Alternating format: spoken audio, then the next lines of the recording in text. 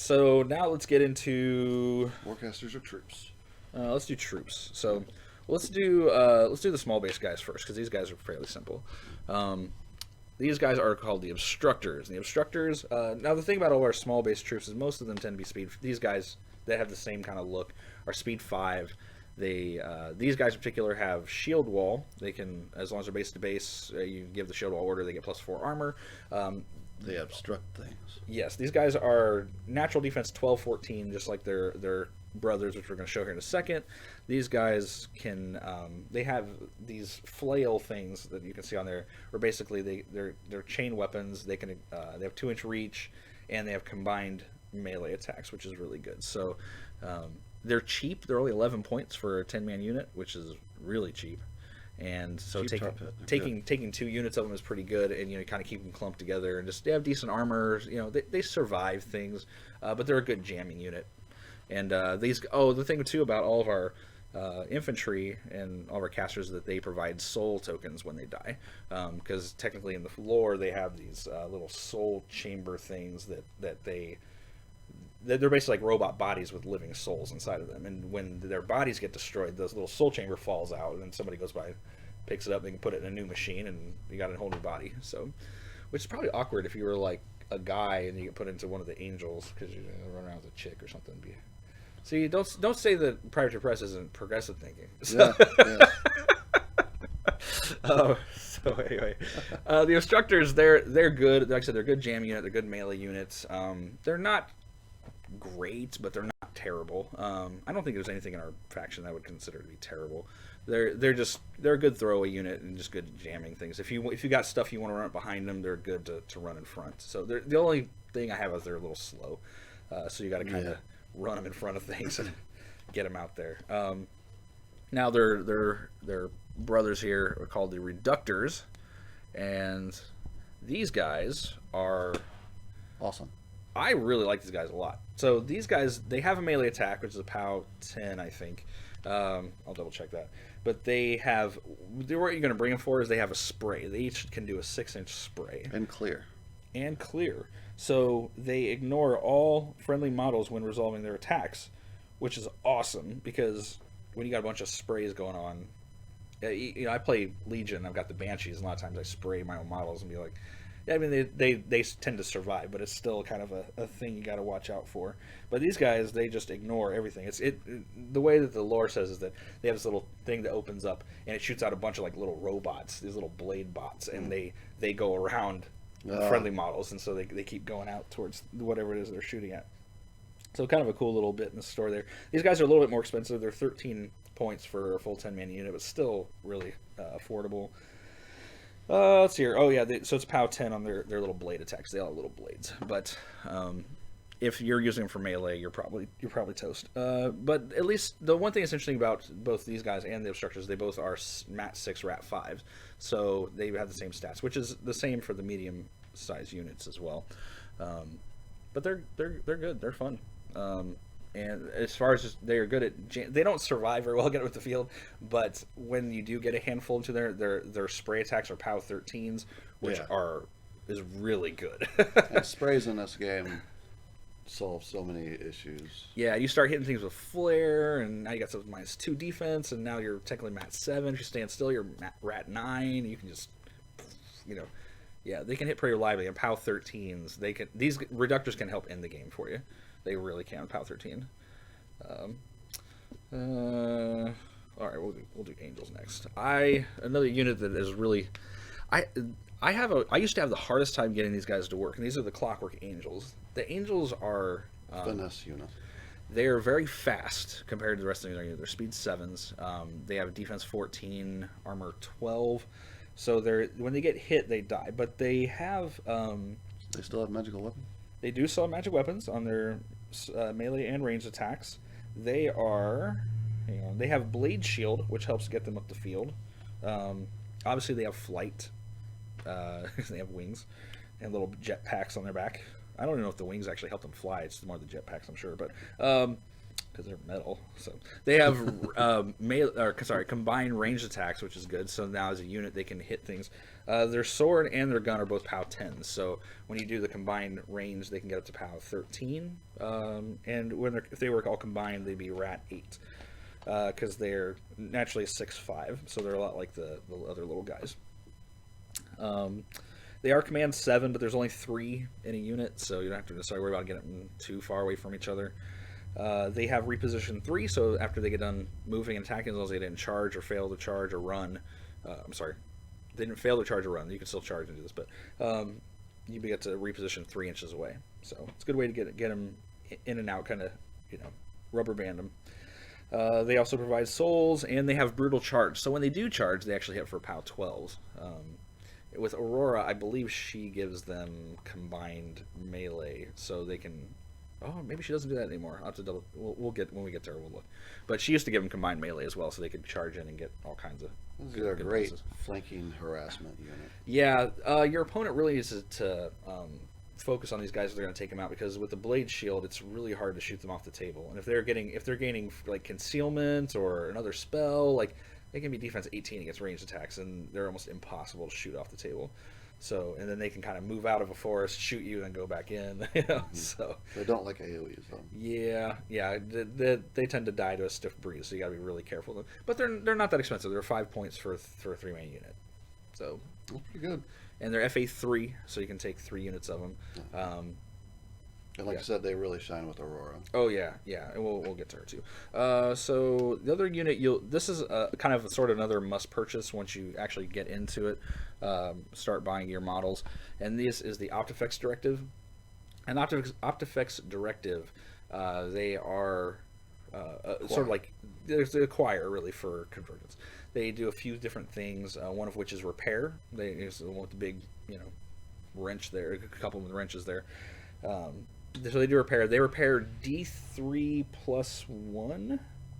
So they do heal for quite a bit. And if you got 3 of them, because you don't have to roll to repair anymore. So yeah, it's D3 plus 1. While they're base to base with constructs, they can do some pretty interesting things. One is they can give a target model with construct magic weapon. So this is our only way to really give out magic weapons. These guys can do that. Take that, Crix. Yes, they can also. They have Iron Sentinel, so when they are base to base with Warjack, they get +2 defense and armor and can't be knocked down, which is really good. So they become, I think 15 14s. So yeah, so that's pretty good. Their POW and their weapons only POW 8. These guys are 4 points. The other thing you can do is when they're base to base with a Warjack or a construct, they can give a model Pathfinder. Now it's only one model, so they can't be like, this whole unit gets Pathfinder. But for like the quad jacks or even a couple of your casters, that can be really good. That can really help you to get where you need to go. And so these guys, they're a really good toolbox. And really, we talk about the little cogs that make things work. That these guys do a lot of that. And at 4 points, and they're FAU, so you can take as many as you want, which is pretty nice. So you need to give out a lot of magic weapons, you can just bring more. And when you have a whole unit hiding behind a colossal repairing it every turn, that's incredibly frustrating. Yes. Now, what's interesting is in our entire faction, we only have one unit attachment, and that's this guy here. And he can go to any unit. He can be attached to any of them. And let's see what he does. So he is a 3-point model. And okay, so he actually has a really good spray. He's a 6'5", just like the rest. He's got 13 for his defense and armor, and you can take up to 3 of these guys. Sorry, so you can have 3 of these guys attached to different units in your army.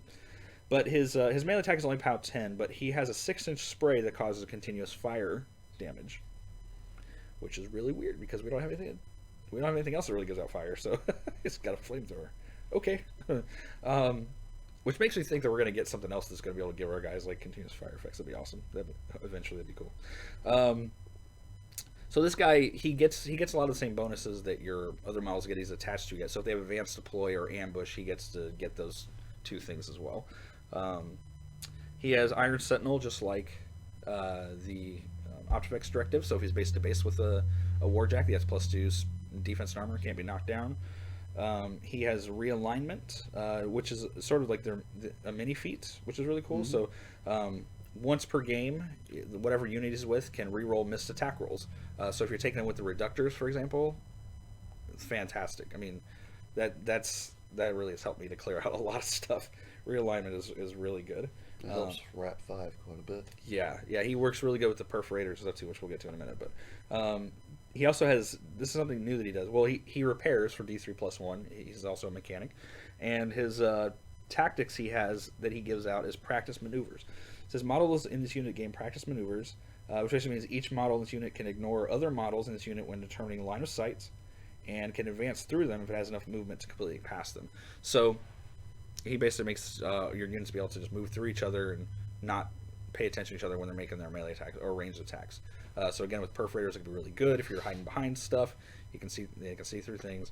Just overall great model for 3 points. He was, I don't know, he was a little harder, I felt like, to justify in Mark II, but now having this ability makes him a lot more justifiable. But he's good with if you have a unit that can really benefit from him, like the spray guys or the perforators. With the obstructors, they have combined melee. You're probably not going to need to reroll the hits that much, so you probably won't see him a lot with those guys unless you need them to be able to move through each other. You just gotta have to determine that before you get into the game, or like that's going to be if you're going to need that guy. I would say those guys are really good for ADR, like having a couple of them in your ADR sideboard. So, then we have our last 3 units, which are the medium base units, and the first one we're going to talk about is reciprocators. Love these guys. These guys are our big boy versions of our little obstructors here. Yep. What's great about all of our medium-based infantry is they all have 8 hitboxes. Unlike most other factions, they went down to 5 for their infantry, for their units anyway. And these guys have a 2-inch reach with their spears. They have shield wall. They're like with the medium-based guys, their defense is 12, armor 14, or 14 or 15. And all medium base units have weapon modulation. Yes. Oh, sorry. They're 12-15s. Naturally, that's what all the medium base guys are. Oh no, I'm sorry. That is not true. These guys are 12-16s, so they're actually harder to damage. And when they get shield wall, they go up to 20. Pain in the butt. They have combined melee. I don't think they had. Did they have that before? I believe so. Oh, I don't remember I believe that. so. That's not how I used them. Don't quote me on that. We don't play Mark II anyway. So these guys are 18 points for a full unit for 5-man unit, and so they have shield wall. And what's cool about the medium base unit is each one has 2 things that they can modulate for themselves to sort of change how you play them depending on what you need at the time. What's cool about these guys, they have set defense, which gives them +2 defense against charges, slams, and impact tech rolls. So they get set defense, which is really nice. They can modulate for that, as well as get shield wall, so now they can move up and keep that high defense, high armor stuff going, or they can do empowered attack, which gives them +2 to their damage rolls, which goes up to 14, which is pretty good. Yeah. And with combined melee, obviously you can make that bigger, but that's kind of what they bring to the table. Love using these guys with Father Lucant, just because the armor spam is just hilarious. When your opponent gets up there and they're like armor 24 or whatever, it can be a thing. Repairing them too is awesome. Yes, and so the next unit we're gonna look at is probably the least taken models in Convergence, and that's the perforators. Because we don't really have much that really boosts to hit things. It makes it hard to justify these guys a lot of times because of the point cost, because they're 18 points for a 5-man unit, so they're pretty expensive. When I saw we were getting a unit with armor piercing on it, I thought they were going to be awesome. Yeah, they have armor piercing on their shots, but it's only a range 6, which I think is sort of a mistake. They should at least make them 8. I mean, come on, they're heavy infantry. POW 12s on their fists. They're Mat 7, Rat 5, which the same stats they all share. These guys have assault, so they can charge and shoot things when they're charging, which is really nice. And the two things that they can modulate for, one is Snipe, which gives them +4 range. And the other thing is they can Empowered Attack, which gives them the damage on their shots +2, so they go up to POW 8. Again, sort of niche depending on where you're at in the game. If you're farther away, obviously you're going to use a Snipe. If you're, if you're closer, then you probably want to do the plus damage because you can stand still and aim and all kinds of stuff like that. So again, with the UA, getting reroll missed attack rolls can be really good with these guys. And I didn't used to think that POW 6 armor piercing was that great, but in the games that I've taken them, it's actually done a lot of damage, a lot more than I thought it was going to. So I was pretty happy with them. Still have a really hard time figuring out what list I want to take them in, but they're not terrible. But if you got 18 points, do you think Convergence will ever get Snipe? Yes, I do. I think we'll get a caster that has Snipe. I think, honestly, I wouldn't be shocked if our next caster is a shooty caster that has Snipe. Or maybe even a Field Marshal Snipe. Oh. That'd be pretty crazy. Whoa, yeah. Hey, hold on. Whoa. Because our guns aren't that long, so it's not. I don't think it'd be that big a deal. And it would give Signar and Kador a run for the money, which would be good. The last unit. No, sorry. Yeah, this is the last unit. I think so. Yep, last unit is the Eradicators. And the Eradicators are actually pretty fun. They are also 18 points. Actually, no, sorry. These guys are 15 points, so they're actually a lot cheaper than all the other guys, the other two units. And what's cool about these guys, if you sort of think about the Reciprocators as being like hitting harder, these guys hit more accurately, and they can modulate for two different things. One of them is Buckler, so because they have two fists, they get +2 armor, which makes them armor 17. Or you can modulate for +2 to hit, which makes them effectively mat 9, which is amazing. That's before flare. Also, yeah. So these guys hit really reliably, and obviously moving up the field, you're going to give them the Buckler to keep them safe. And then once they get close, if you need you have like a high defense target, these guys hit pretty reliably. Now they still hit POW 12s, which isn't great, but like with Aurora, she has an ability where you can spend focus to boost their damage rolls, and they have sidestep too, so when they hit something, they can move 2 inches. Now, is it 1 inch now? Is 2 inches? Oh, 2 inches. Is it 2 inches still? Okay. So but you got to be careful because now sidestep, you can incur free strikes, so you got to be careful with that. You can die from that, so you just have to be careful. But yeah, no, they're really good. So the heavy infantry. I personally take the Reciprocators and the Eradicators a lot more than the Perforators, but I'm looking forward to getting something that I'm sure they're going to give us something that's going to really help make the Perforators stand out. And once they do, I think then all of our units are just super viable and really good. So, and you have a lot of success with Eradicators in your Aurora list. Yes. Yes, my Aurora list that I take with them and the Conservators and the Enigma Foundries, which we'll talk about in a second, they just survive getting up the field. You get so many of them up the field, and they just hit everything. Like, you don't have to worry about to hit buffs or anything. They're just so good. So next we're going to get into solos, which there's a handful of here, but not too many. First one I want to talk about is the Enigma Foundry, because he's probably one of the most important ones. One of the things that people used to really rag on us about was how good our recursion mechanic was. It's gotten nerfed a little bit, but it still does practically the same thing. Now, the Enigma Foundries have no attacks. They're 5 points. They have 10 hit boxes with armor 18, which is pretty good. But basically, anything within 10 inches of them, like one of these living guys dies, one of the guys with the soul chambers, if they die, actually, I think the Directrix, I think it just gets souls. I don't think it has to be just the construct guys. But basically, whenever a living model dies within 10 inches of him, he gets a soul. And he can hold up to 3 souls. And during his activation, he can do a couple things. He can repair things with D3 plus 3, which is really good. Mm-hmm. Or he can spend the souls. He can spend 3 to bring back up to 3 of these little guys. They have to be placed within 3 inches, or within it. Was it?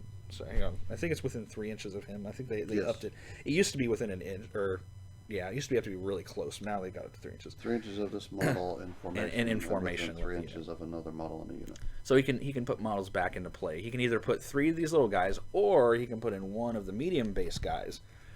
And the only thing is that these models he puts into play can't attack the turn they come into play. They get no combat action. 8 boxes, and if you place them base to base. You can still get shield wall. You can still, do all kinds of stuff. That's really good. Yeah. So if you're taking a lot of infantry, these guys, the Enigma Foundries, are kind of a must. Now, they're right now they're FA2. We are assuming in the theme forces there will be a way to increase those, only because in Mark II there was one list where you could take 4 in an Axis list, and people were pretty upset that there's still FA2, and so there's no way for us right now to bring 4. And a lot of us have 2 extra on our shelves, so it wouldn't shock us if once they release the theme forces that the Enigma Foundry is. So if you're just getting into the game, get your 2, but just know that if it gets to the point where you can get 4 in a particular list with a bunch of infantry, it's the amount of recursion is stupid. I mean, it's people pull their hair out because they just cannot kill your infantry fast enough. They're also really heavy. And they're heavy. These guys are like 3 pounds apiece. You catch somebody cheating. Ooh. So next we'll talk about our little shield guard here chick, which is the Steel Soul Protector. Boker. Yeah, she's the Convergence Boker. She's a 4-point solo, and she is a defense 12, armor 17, and she is a POW 12 weapon master, which I don't think she was a weapon master. I don't think she was a weapon master. master. So she got stronger. She has 8 hitboxes. They're FA3 now. They used to be FA2. And so they have defensive strike. So once per turn, when an enemy model advances and ends movement in her melee range, she can make a free attack against it. She also has shield guard, which is really nice, so she can take a shot. She's a really good sort of just bodyguard piece to keep next to your caster or next to a model you don't want to get shot. And and she's got a soul. So what's the field allowance? 3. It used to be 2. Yeah, before you'd only basically be able to use them for shield guard, but like weapon masters actually can. Yeah, no, that makes them a lot more viable at 4 points too. Yeah. So yeah, it's not bad. Speed 5 still. How many of those you got? I have 2.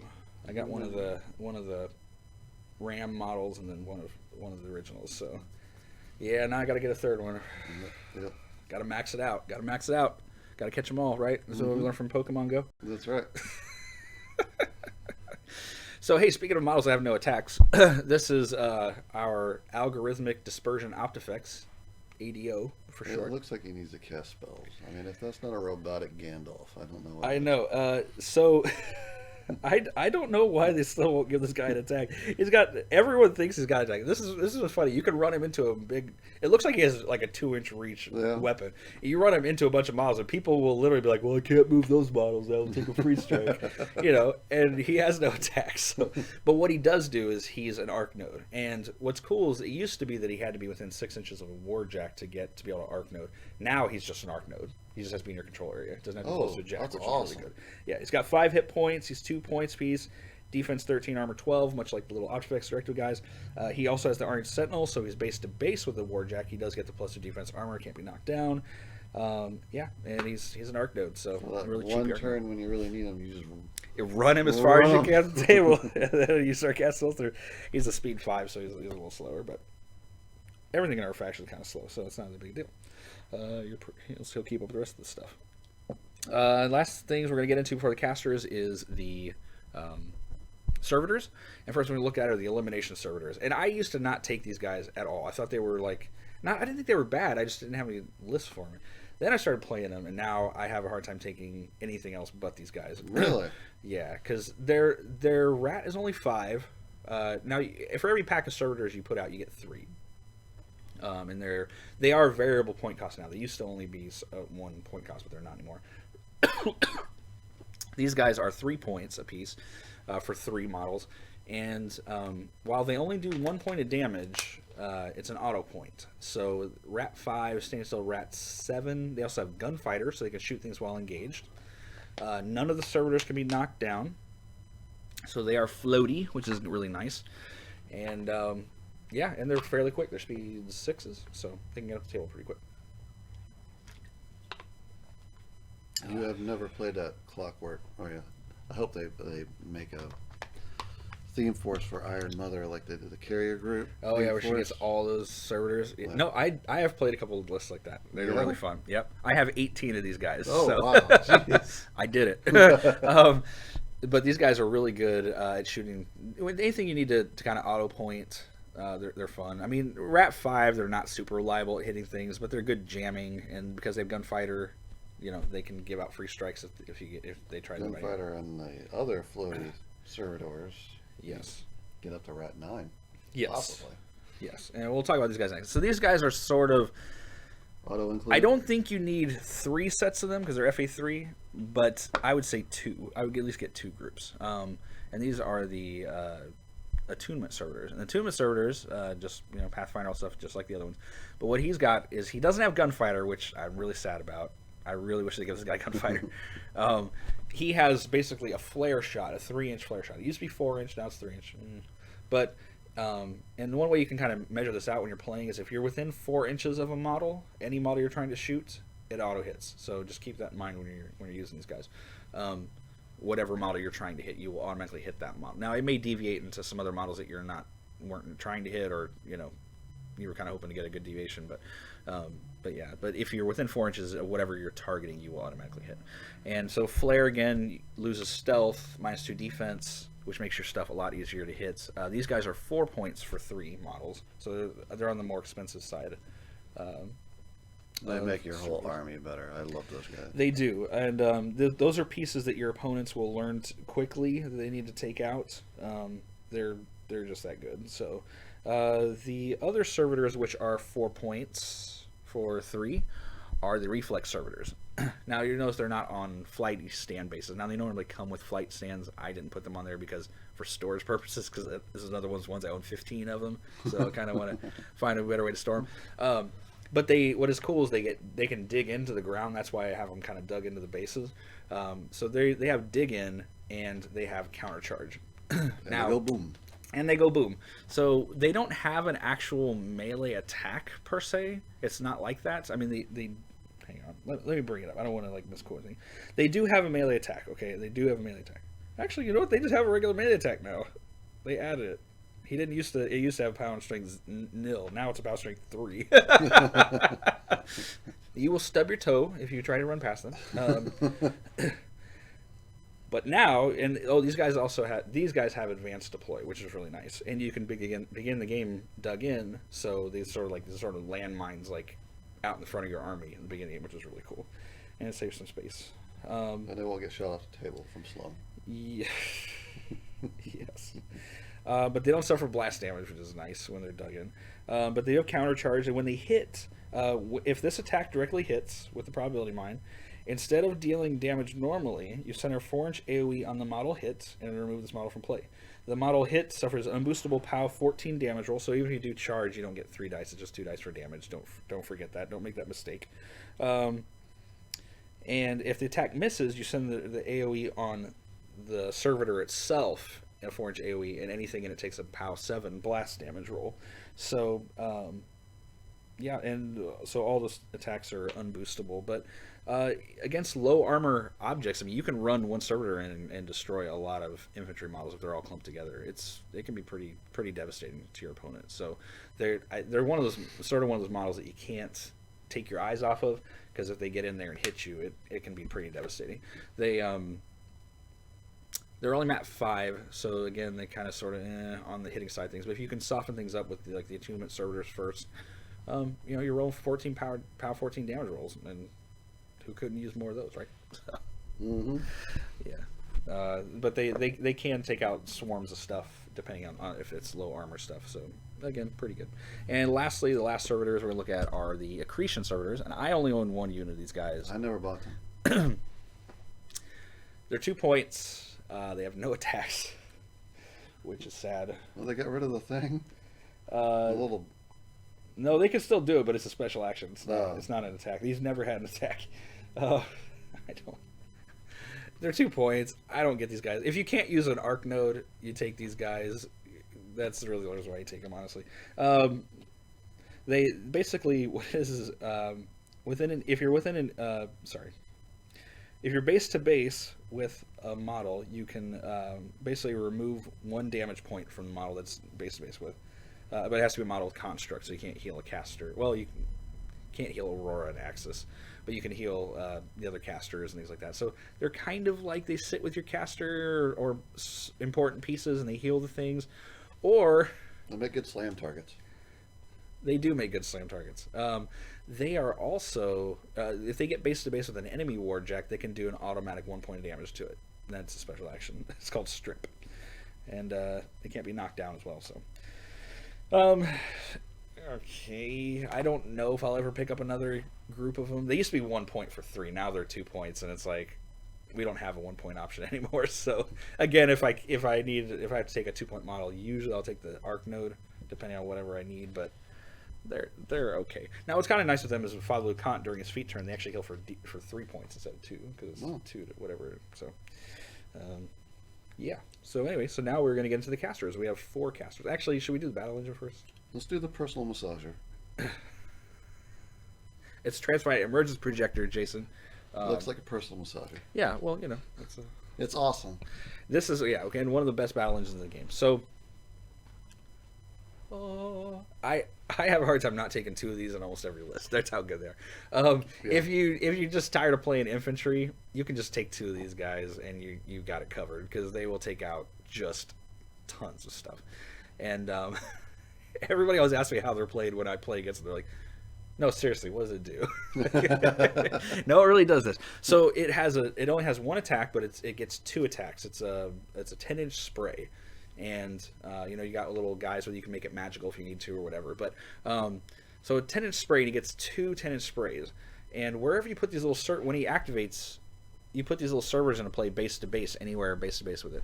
And if it's fully on the left side, it gets the servitor, however many servers there are, it gets an extra dice to hit. For each servitor on the right side, he gets an extra dice of damage. And each servitor in his back half, he gets an extra shot. So it's called firing formula. And if that wasn't bad enough, he creates 3 of these guys every turn. As soon as he activates, the servitors that are currently in play go away. He moves, and then he puts 3 servitors into play, so you can keep doing this every turn. And these servitors are he can shield guard these guys. So when he gets shot, he can shield guard to these little servitors. So you can take up to 4 shots just to hit it one time. And it's armor 19. I don't think it went up. I think it's still 19. A lot of boxes. Yeah, armor 19.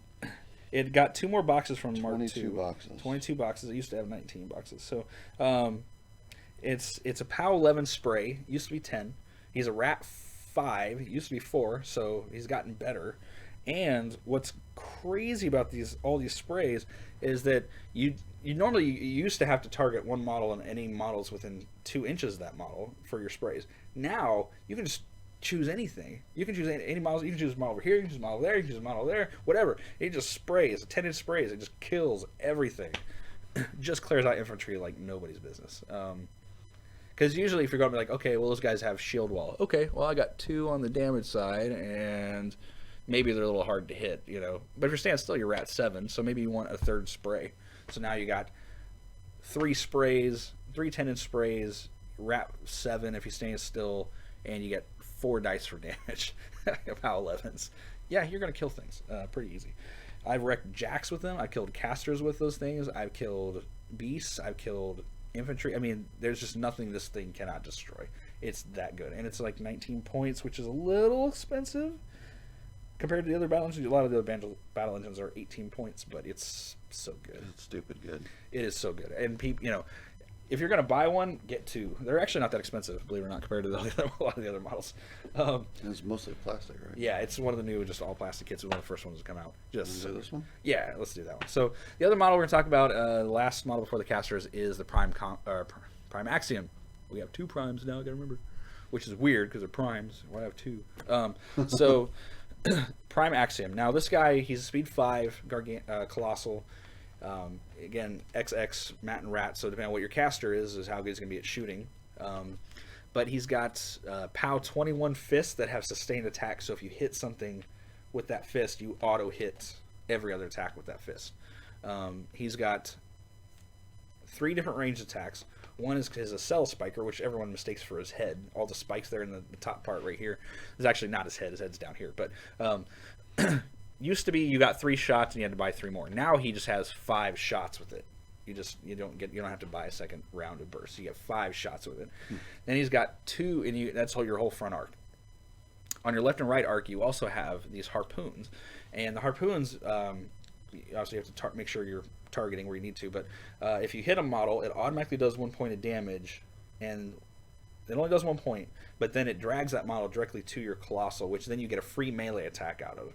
So, and then you can keep buying melee attacks after that once you've done that. So you can get a lot of attacks out of this guy because you can actually take all your ranged attacks, then get your harpoon shots, drag things in, get your 2 free hits, and then buy 3 more hits. So he gets a ton of attacks, and he's worth every How much is he now? point. He's 38 points, so he's expensive, but he's like twice the price of a battle engine. He's 1 point more expensive than the prime conflicts. The way they did. That like when I roll 1s on both arcs on my galleon, this guy is hands down. And he's got 2 harpoons. Mm-hmm. The only thing the galleon has. I always mistake that about when you play the galleon. I always think he's got 2 because I'm so used to playing Axiom nowadays. But he is our heavy hitter. He's the bad man with Jamma. Honestly, compared to the Conflux, you're probably going to see the Axiom 9 times out of 10. The Conflux is good. It's not bad, but it's when you're talking about tournament level play, Axiom is probably what you're looking for, not the Conflux. Conflux can do. He's got some cool shots, but just raw damage output. That makes him shine. Yeah, raw damage output currently. The Axiom is going to be your go-to piece. So anyway, so now we get down to the casters, which are our last 4 models. And which one? Save the best for last. Okay, fine. So we're gonna go for Axis first. Okay.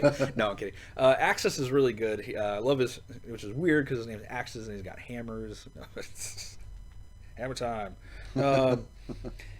So he's got 1 inch reach on those hammers. They're POW 14s. They're called action and reaction, which I think is hilarious. He's got 18 hitboxes, armor 18, defense 14. Speed 5, he's kind of slow, but he's got Mat 7, Rat 2, so he hates guns. He's all about that melee stuff. So you're not going to take, unless you're taking the ciphers and you don't care if you hit anything, it's not usually a big deal. But, and he has the Field Marshal and the ability to countercharge. So all of your Warjacks get to countercharge. Anything moves within 6 inches of them, they get to make a charge attack against them, unless they're already engaged, which is pretty good. It's a very fun mechanic to play, especially when you've got things like the inverters, where they've got the POW 20 auto knockdowns, so things get within, someone charges your caster and your jack comes in and is like, boom, knocks it down. You're like, oh, you just wasted that model. So kind of fun. He himself has beat back, which when he hits a model, he can push it 1 inch directly away and then make an advance towards him. And then the awesome thing. And he's got double strike, so when he spends a focus point, you can make 2 additional attacks with that weapon instead of 1, which is really good. I used to think that, didn't it used to be when you bought it, you got 1 of each? I don't think so. I don't remember, but now you get 2 attacks with that 1 weapon. So don't you're like, oh, I'm taking the left, right. No, it's right, left, right. It's more like a dance maneuver. His spells, he was our infantry caster for the most part in Mark II, but most of his spells are really generate a lot of battle group stuff. So he can take heavy jack spam and do pretty good with them. I think people are trying that right now since we can't take 4 Enigma Foundries. People are practicing with a lot of jacks, and I've had some really great success with them with like 2 ciphers and 2 inverters. Like, it's just dumb. Well, I slow down. Aggression is always good. Yeah, I slow down my opponents. They can't get to me. When they finally do, I'm just hitting them with like 4 heavies, and it's dumb. So really good. But he's got Battering Ram, which is a spell POW 12, range 8. If he hits something, he can push it 3 inches away.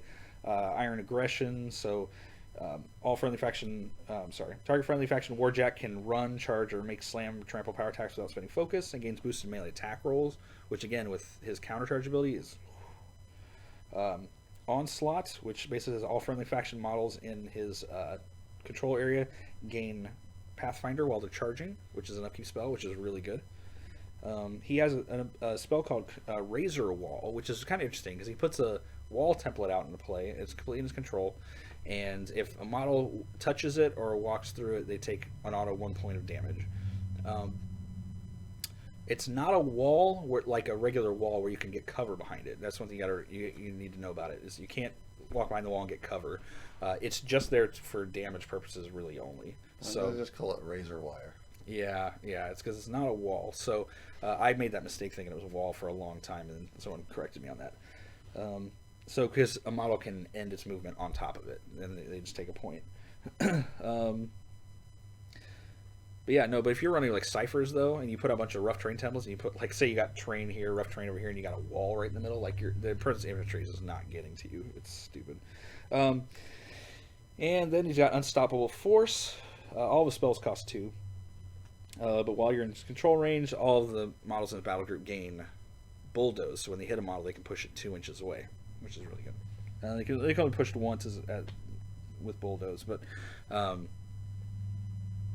but he himself gets bulldoze. So things with counter charge, you can hit something and then push it 2 inches away, or you could with he himself, if he manages to hit you, he can charge you, push you 2 inches away, hit you, or charge you. I don't know. It's just dumb. Beat back. It's just silly. So he's got a lot of movement shenanigans, which is interesting because he's only speed 5, so he kind of needs it. And his feat basically says enemy models currently in his control area suffer -2 speed and strength, and cannot charge or make slam power. So they can't charge. Yes. They still made it awesome. Good. Yeah, and then friendly faction models gain +2 speed and strength, and yeah, that can make your POW 20 inverters hit for POW 22s boosted to hit rolls with Iron Aggression. Yeah. Strikers are hitting for POW 20, and that Jack's good. Yep.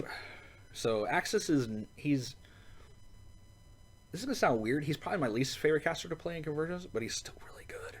So I don't regret playing him when I play. He's just not my favorite of all of them. So next we'll go to Mama. Talk about Mommy. Iron Mother. I really liked her. Yes. She's fairly versatile caster. She's very good at. She's kind of your range. Right now, she's currently our range caster. Even though we don't technically have a range caster theoretically.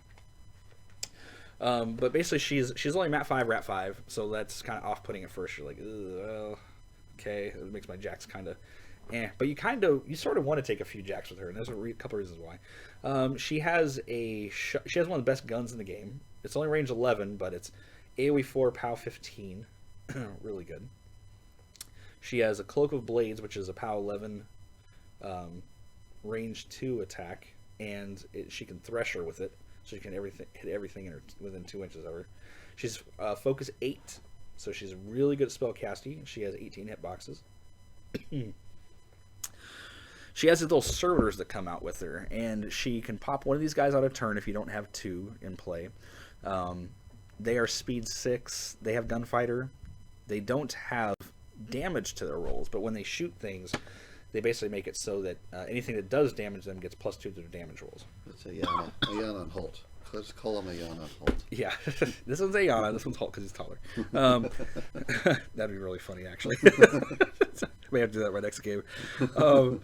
She has Iron Mother has the Field Marshal ability of Arc Nodes, so all her jacks are Arc Nodes. Now her Servitors do not gain Arc Node anymore. They used to, but they don't. So if you played a Mark II, make sure you remember that they are not Arc Nodes now.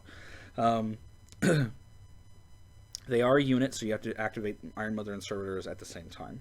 And she's, of course, she's got Thresher.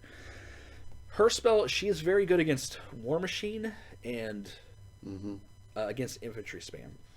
She is not good against War Beasts, War Beast spam. She just doesn't have a... She can do okay. She's not designed to do that.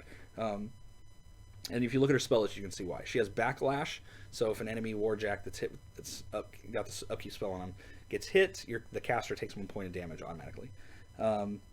She has Domination, so she can take control of enemy non-character warjacks and make them move once and attack. Can't do it with beasts. Can only do it with warjacks. So again, it's 2 spells right off the bat, only affect warjacks.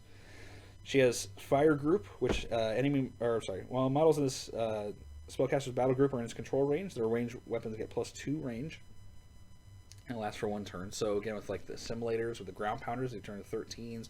Your ciphers get an extra 2 inches. Your monitors get extra 2 inches. Your mitigators, so like especially with the mitigators, getting range 9 auto knockdown when they hit stuff is really good.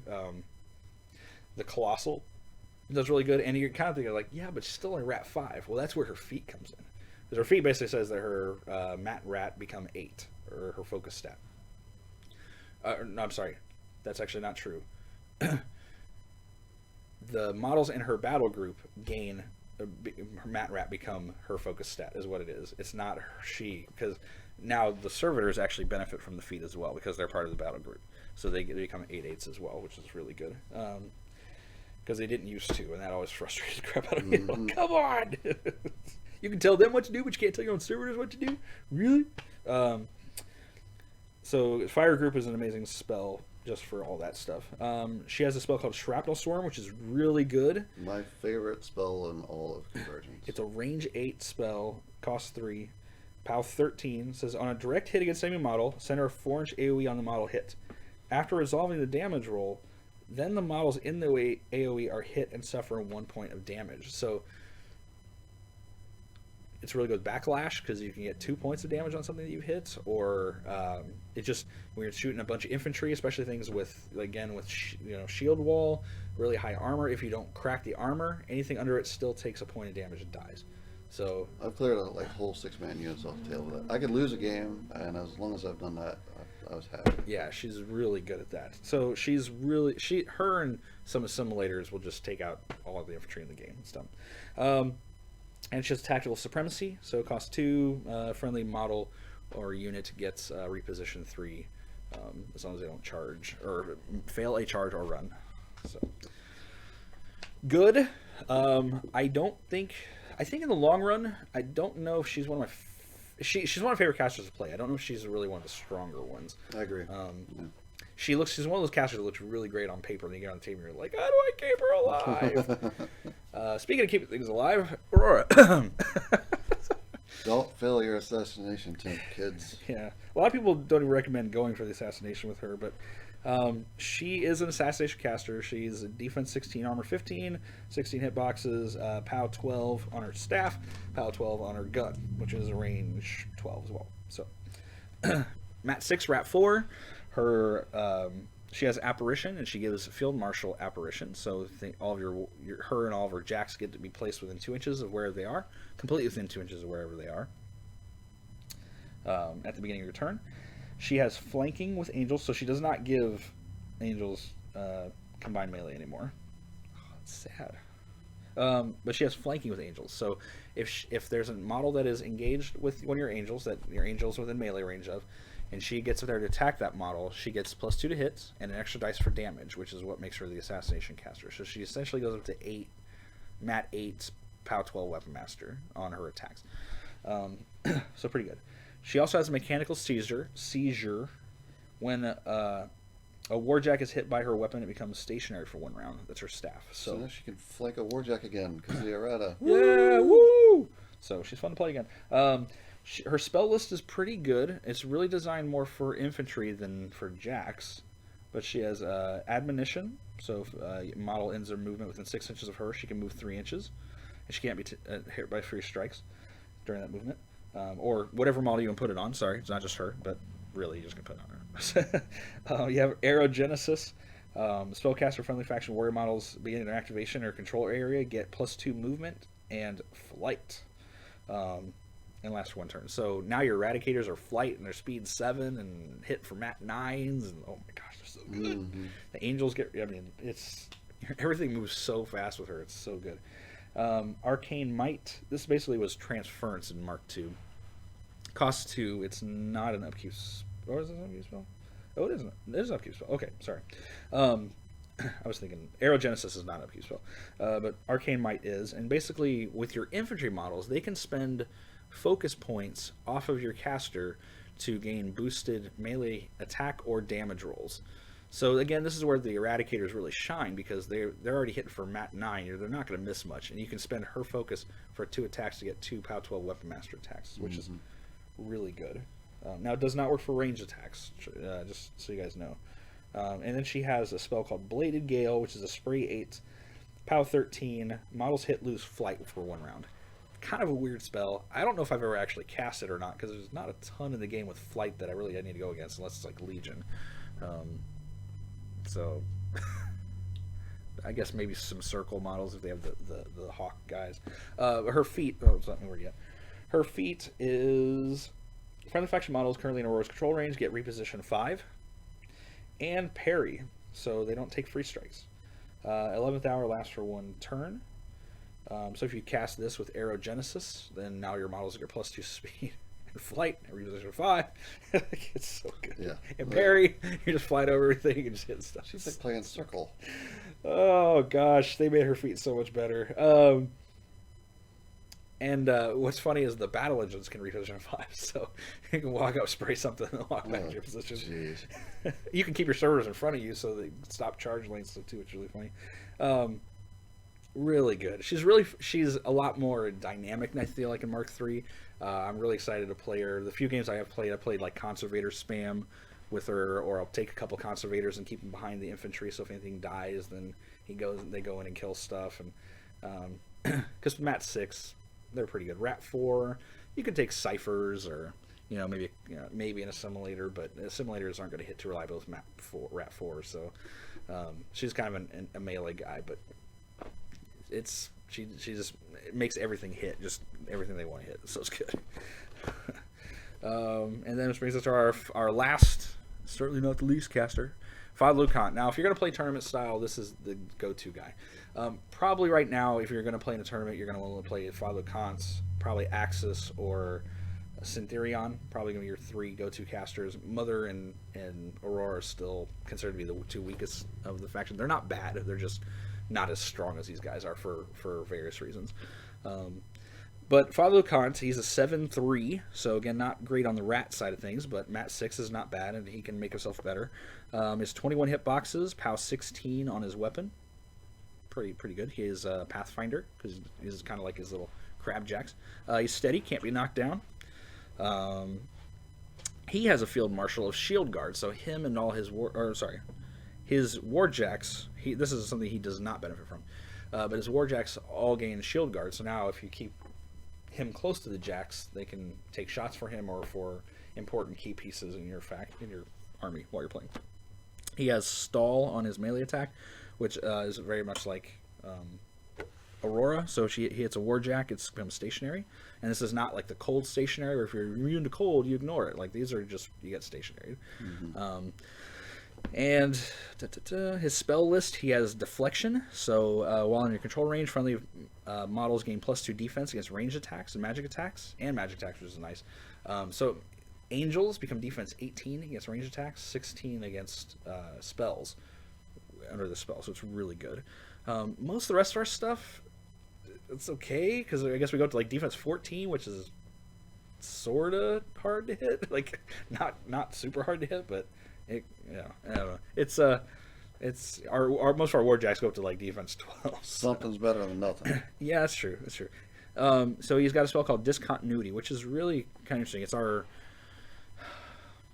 Purification version spell in Convergence. It says, while in the spellcaster's control range, the melee weapons of this model and its battle group gain Dispel. So basically your Warjacks and your caster, when they hit things, they knock the spells off of stuff. If you have this, it's an upkeep spell that you can keep up. He has Disillusion Bolt. If model hit can't channel spells for a round, it's range 12. It might be nice to have an arc node for that, so you can cast that on something really far away. He's a Magic 7, so you've got 14 as control range. He is 16 with the Corollary. He has I'm going to do Watcher first, then Positive Charge. Positive Charge is probably one of the best spells I think I've ever played in this faction. Watcher basically says whenever it's an upkeep spell, it says once per turn when an enemy model, it's for self. A lot of people think you put this on the Warjack. You put it on yourself. Once per turn when an enemy model advances and ends its movement within 6 inches of the spellcaster, so within Lucant, you can choose a Warjack in the spellcaster's battle group that is in his control range. That Warjack can immediately make a full advance towards the enemy model, and then can make one basic melee or ranged attack targeting the enemy model. The attack and damage rolls against that model are boosted. Yeah, he likes him some inverters for this, because they can walk over and knock things down, or gosh, oh man, I just realized you can take the Cipher and get boosted shot. You can take the Colossal and get a boosted Harpoon, which then turns into a boosted Claw attack. It's so good. Yeah, Watcher is one of those really, really, really, really good spells. Gotcha spells. Yes, this is one of the reasons why he's really good in tournaments. Positive Charge is the other one. This is not an upkeep spell, so you can cast this out multiple times. Target It lasts for 1 turn, but target friendly faction warjack gains +2 to melee attack and melee damage rolls.